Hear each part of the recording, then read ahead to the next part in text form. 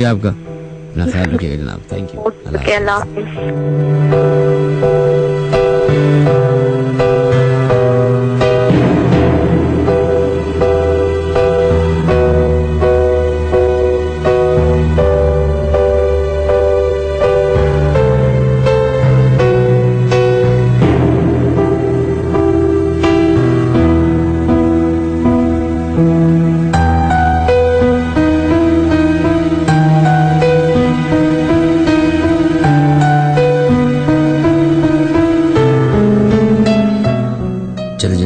आज के जो वाकयात है काफी इंटरेस्टिंग है और हमेशा लीडर हॉरर शो में लोग जो वाकयात आके बताते हैं वो यूजुअली होते हैं कि कोई ऐसा इंसान नजर आया और बड़ा खौफनाक भयानक नाक वाकया होता है। लेकिन ये इन साहिबा का जो वाकया था काफी इंटरेस्टिंग था क्योंकि ये बहुत कम सुनने को आता है, बहुत कम सुनने को मिलता है कि कोई कुरान की तिलावत कर रहा और माशाल्लाह से इंसानों के अलावा और जो मखलूक है वो भी तिलावत सुन रही हो। So that's actually amazing thing, amazing. खैर बढ़ते हैं 11100105 पे, देखते हैं लाइन पे कौन है मौजूद। हेलो हेलो, अस्सलाम वालेकुम। वालेकुम अस्सलाम जनाब, कौन है हमारे से लाइन पे मौजूद? जी मैं मरियम बात कर रही हूँ गुलिस्तान जौहर से। अच्छा मरियम साहब प्लीज अगर आप थोड़ा सा ऊंचा बोलेंगी तो जी सबको जी आवाज आ रही है। हेलो, अब आ रही है आपको आवाज मेरी? जी बेहतर है जी जी। क्या वाकया आपका? आप प्लीज अपना रेडियो सेट बंद कर देंगे अगर आपने रेडियो सेट खोला हुआ है। हाँ नहीं, मेरा रेडियो सेट एक्चुअली बंद है। मेरा जो फोन सेट है वो बैल्कनी साइड पर है, इस वजह से आपको आवाज क्राउड की आवाज आ रही होगी। अच्छा चलिए जनाब, आपका क्या वाकया पेश आया है? एक्चुअली मेरे घर में तो मेरे साथ तो कोई वाकया पेश नहीं आया, मेरे सिस्टर के साथ पेश आया। वो जो है वो डॉल्स और टेडी बेयर्स वगैरह होते हैं ना, उनसे काफी खेला करती थी। अच्छा। जब वो आज से ये 3-4 साल पहले की बात है, तो वो बहुत ज्यादा इन सारी चीजों, बच्चे वैसे भी इन चीजों से खेलते हैं, तो वो भी अपनी डॉल्स और टेडी बियर्स और उन चीजों से खेला करती थी।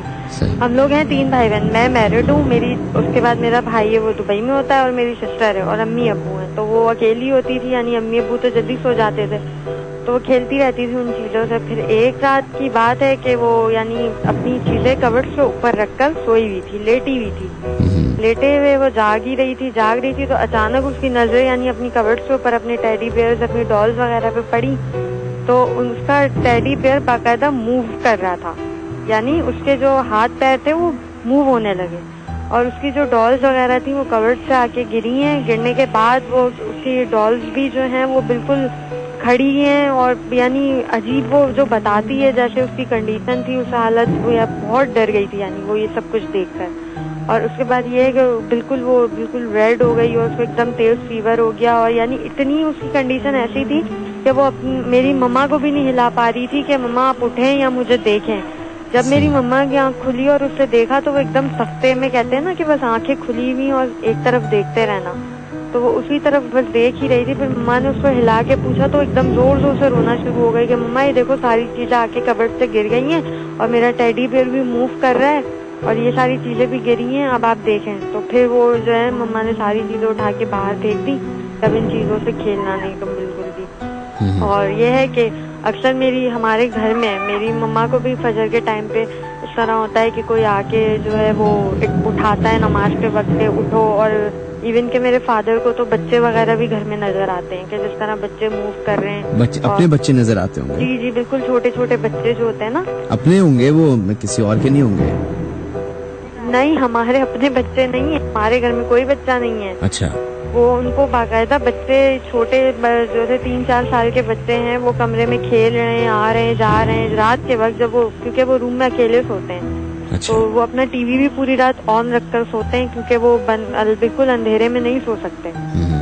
और इसी वजह से जी वो इसी वजह से यानी पता नहीं, बताते नहीं है, लेकिन आई थिंक तो कुछ प्रॉब्लम जरूर है। लेकिन मैं तो अब मेरी शादी हुई है, मैं तो इस घर में 3-4 साल मैंने स्पेंड किए हैं, लेकिन अल्लाह का शुक्र है मैंने तो ऐसा कुछ फील नहीं किया क्योंकि मुझ पर खुद पे भी मैंने खुद तो मैं नहीं, लेकिन मुझे किसी ने बताया है कि यानी मेरे साथ भी कोई ऐसी चीज मेरे साथ है।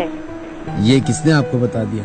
ये मेरी तबीयत काफी अर्से पहले, शादी से पहले काफी तबीयत मेरी खराब रहती थी, यानी ये शादी के डर से तो खराब नहीं रहती थी? जी शादी के डर से तो नहीं खराब रहती थी? नहीं नहीं, शादी के डर से क्या खराब रहेगी, वो तो जो है कंडीशन ऐसी हो जाती थी कि आंखें एकदम रेड और एकदम घर वाले बताते हैं कि जिस तरह एकदम पावर आ जाना और चीजें उठा के फेंकना और किसी को भी गिरेबान से पकड़ लेना अपने से डबल आदमी को। तो मालूम करवाया था तो किसी ने कहा था कि कोई नुकसानदेह नहीं है, बस इनके साथ जो है वो अच्छे हैं, आप बस इनको तंग ना करें और इस तरह। लेकिन अल्लाह का शुक्र है मुझे आज तक ऐसा कुछ फील नहीं हुआ, ना मुझे कोई नुकसान पहुँचाया है। कह रहा हूँ ये कैसे अच्छे हैं, लोगों को उठा के फेंक देते हैं, गुस्से में आ जाती हैं आप। हाँ, ये अगर अच्छा है तो बुरा क्या होगा फिर? जी कह रहा हूँ ये अच्छा है तो बुरा क्या होगा? नहीं पता नहीं, अब जिसने भी कहा है अब अल्लाह बेहतर जाने। आप अच्छा आपको ये लगता है कभी मुझे? हाँ पर्सनली आपके साथ कभी कोई ऐसा वाकया हुआ कि आपको? पर्सनली मैं आपको ये बताऊं कि जैसे वही बात है कि कोई ऐसा कोई बात होती है या कुछ होता है, जैसे किसी का कुछ पता चलने होने वाला होता है, तो मैं ये नहीं कह सकती कि आई एम श्योर कि मैं कंफर्म हूँ कि मैं जो है मुझे सब पता चल जाता है। लेकिन मैं आपको पर्सनली बता रही हूँ कि वाकई मुझे ये चीज फील हो जाती है कि इसके साथ ये मसला है, तो यानी आगे ये होगा।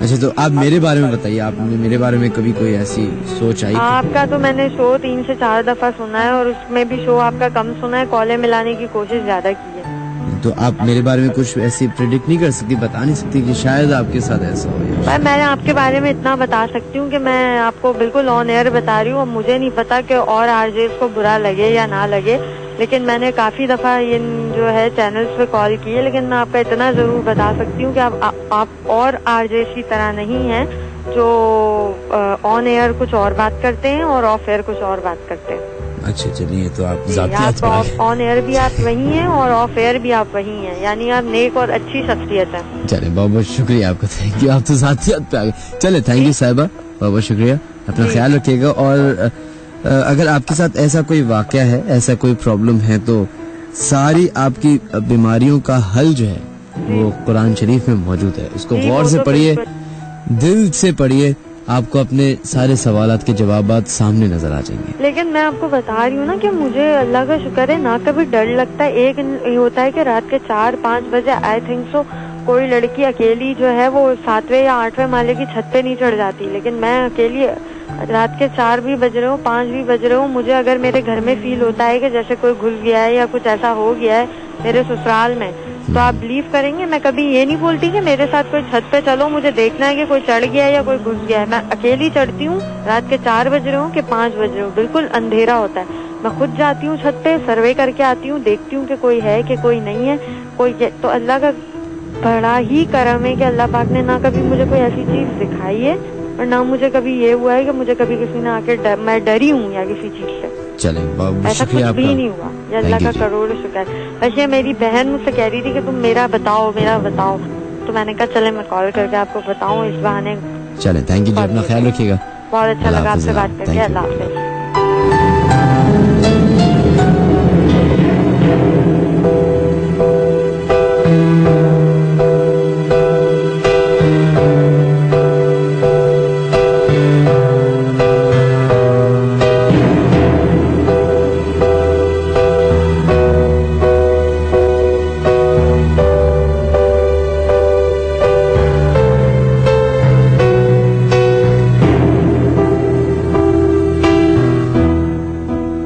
ये वो वाकयात हैं, ये वो कहानियां हैं, ये वो किस्से हैं जो चंद लोगों के लिए मजाक हैं और बहुत सारे लोगों के लिए हकीकत।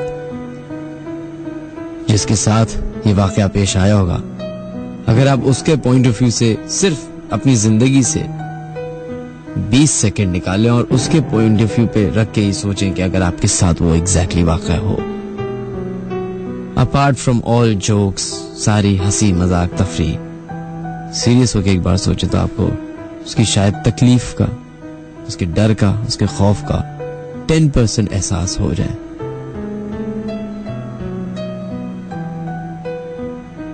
बढ़ते अपने नेक्स्ट कॉलर की तरफ देखते हैं। 11100105 पे लाइन पे कौन है मौजूद? हेलो, अस्सलाम वालेकुम। वालेकुम अस्सलाम जनाब, कौन है हमारे से लाइन पे मौजूद? हाँ मैं सैयदा एमन बात कर रही हूँ। एमन साहबा किधर से कॉल कर रही हैं आप? हाँ मैं डिफेंस फेज 1 से बात कर रही हूँ। किधर से? DHA फेज 1 से। DHA फेज 1, अच्छा। क्या वाकया आपका जो आप मैं कॉल किया। मेरे जहन में वाकई तो कुछ नहीं है, लेकिन एक सवाल जरूर है जो मैं सब सुनने वाले